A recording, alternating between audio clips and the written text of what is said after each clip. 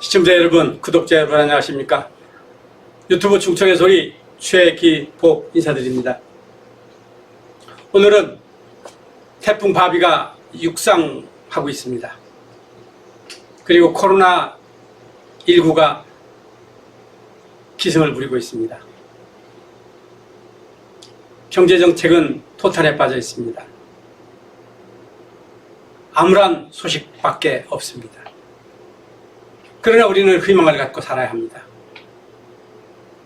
오늘은 대한민국의 역사 중에서 근세사에 관하여 말씀을 드리고자 합니다. 기억하실지 모르겠습니다만 초근목피라는 말이 있습니다.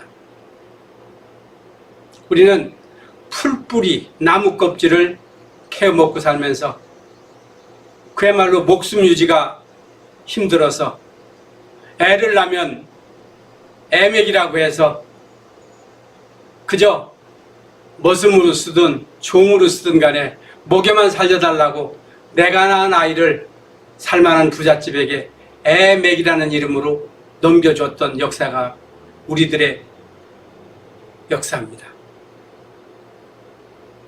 철천지 한을 품은 박정희 대통령께서 이 보릿고개의 기근만큼은 해결을 해야 된다고 하는 그야말로 피맺힌 결심을 안고 근대화 작업을 시작했습니다. 그렇게 하여 시작한 것이 독일의 차관을 위하여 건너갔습니다. 독일 정부에게 돈을 좀 빌려다오. 빌려주지요. 그런데 담보를 주셔야 되겠습니다. 우리에겐 담보가 없다. 그냥 좀 빌려달라. 고민하던 독일 정부가 그러면 우리한테 필요한 것이 지금 시체를 닦는 간호사가 필요하고 아직 개발되지 않은 탄광 개발을 위해서 탄부가 필요합니다. 이 용역을 담당할 일꾼을 좀 보내주실 수 있겠느냐. 그렇게 하여 간호부를 파독했고 광부를 파독해서 피눈물 어린 달러를 가지고 이 나라 근대화 작업을 시작했습니다. 그리고 월남전이 시작됐습니다. 우리는 흔히들 미군의 용병으로 월남 참전을 했다 이렇게 얘기를 합니다. 사실이기도 합니다. 기억하실지 모르겠습니다. 월남전선에 투여된 한국군들이 때로 귀국을 하면서 박스라는 이름으로 소위 시레이션, 미군들이 PX에서 팔고 있는 시레이션 박스를 통하여 귀국 박스를 채워서 한국에 테레비도 가져오고 시계도 가져오고 색다른 이런 것들을 가져올 수 있었습니다. 그 당시에 청렴하기로 날카로운 면도날 같은 박정희 대통령이 그것을 눈 감아주면서 목숨을 담보하고 월남전선에 와서 소위 용병을 하고 있는 그들이 귀국하면서 이것 좀 가져갈 수 있는 거 그것 눈 감아줘라. 그래서 허락했고 또 달러로 이 나라 근대화 작업에 시드몬 종잣돈을 마련했던 사실을 기억하십니까?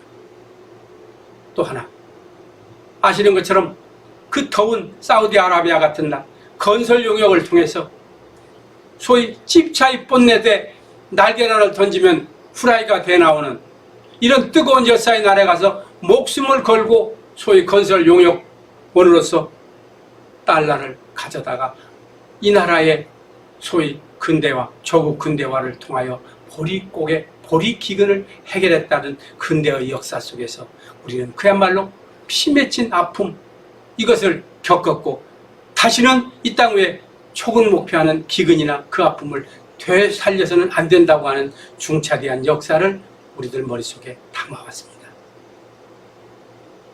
우리 지금 어떻습니까? 먹고 살만하죠? 그 역사를 잃어버리고 있습니다.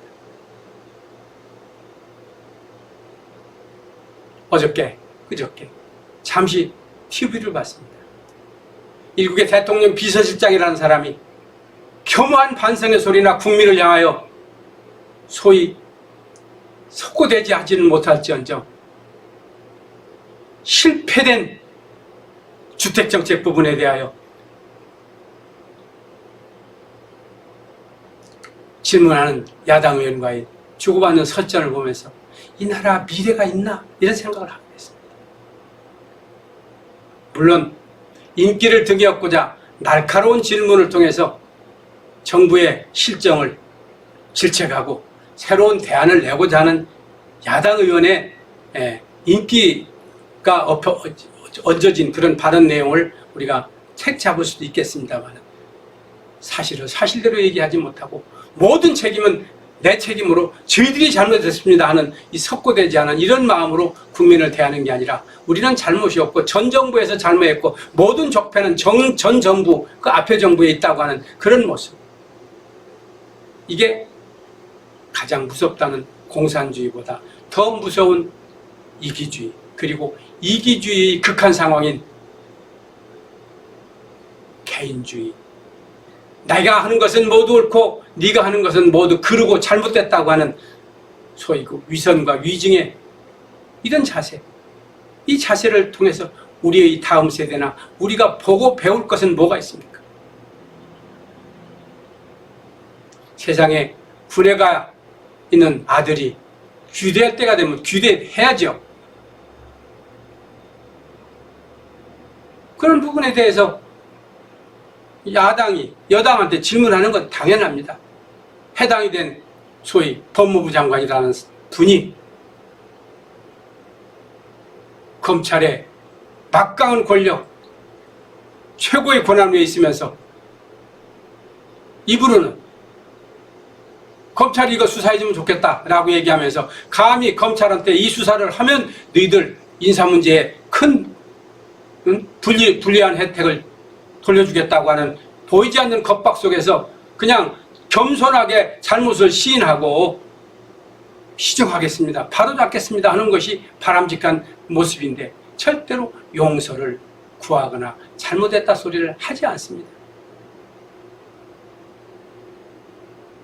보릿고개의 역사, 그 비근의 역사, 그들의 아버지와 그들의 할머니, 할아버지가 어떻게 만든 나라인데 이 나라에서 누리고 최고 위치에서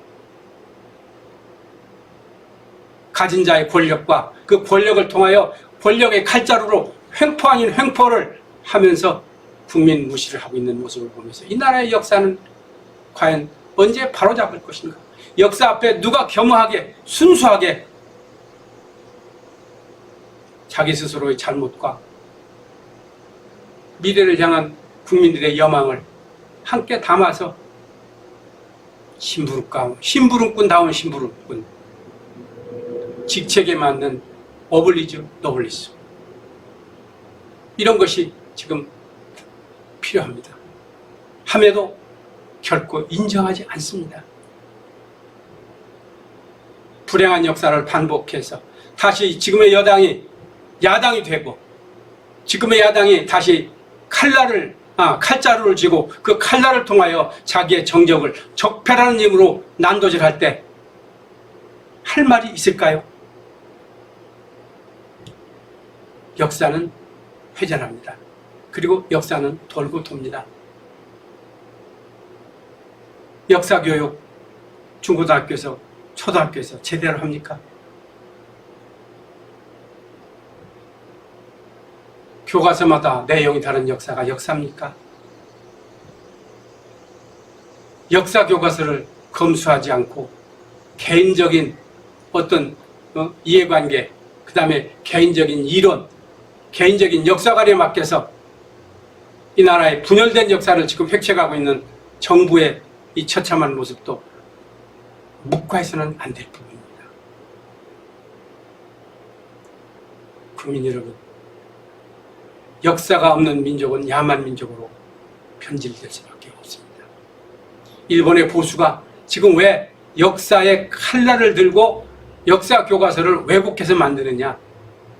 그들이 불행한 역사가 바로 침략의 역사인데 이 침략의 역사를 미화시켜서 다음 세대들에게 우리들의 선조는 침략의 역사하기보다는 그래도 우리들의 문명과 문명의 이기를 공유하고자 대동아 공영이라고 해서 한국과 중국 등의 이것을 함께 공유하고자 했다라고 거짓말로 만들고 있습니다. 그러나 그 역사가 자리를 잡아지겠습니까? 36년의 치욕의 역사만 생각했지 다가올 미래 부분에 대해서 이 역사를 통해서 다시는 불행의 씨앗이 움트지 않도록 해야 한다고는 비장한 각오, 그것을 우리의 위정자들이나 교육 일선에 있는 분들이 갖춰야 되는데 그것보다는 엉뚱한 생각을 하고 있습니다. 어떻게 하면 철밥통인 내 이 자리를 지켜가면서 나의 이해관계에서 손해보지 않고 살아나가겠느냐, 이것이 모두에게 지금 내로남불의 시대에 함께한 우리들의 생각이라면 우리의 미래가 전혀 없습니다. 지금 일부 사립대학에서 국어국문과가 폐과되고 역사학과가 철폐되고 있습니다. 역사가 밥 먹여주느냐고요? 역사가 밥 먹여주기도 하죠. 야만 민족이 본능에 의해서 삽니다. 행복할 수 있겠습니까? 우리는 지금 야만 민족으로 가는 겁니까? 공산주의 세계를 향하여 줄다름칩니까? 고려 연방제를 위하여 몸소 일하고 있다고 하는 이런 인식을 저버릴 수 있도록 현 정부가 잘하고 있습니까?